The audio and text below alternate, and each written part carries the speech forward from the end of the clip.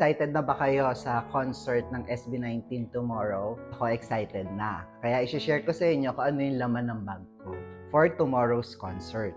So, syempre, makalimutan na ang lahat, wag lang ang tickets. So, yan. Tingnan natin. Oh, may laman.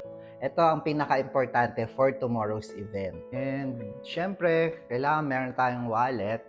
Dito yung pera natin kasi baka may gusto tayong bilhin doon, and syempre mga merienda, drinks, and food. Also, meron akong portable na fan. This is a waist fan. Ang maganda sa waist fan na to is meron na rin siyang flashlight, as well as pwede mo rin siyang gawing power bank. Also, meron akong alcohol and this cooling spray. Tanda rin tong cooling spray kasi for sure mainit bukas. Nakakalamig talaga to. Gumagamit na talaga ako nito and sobrang refreshing niya pag in-spray mo siya sa katawan.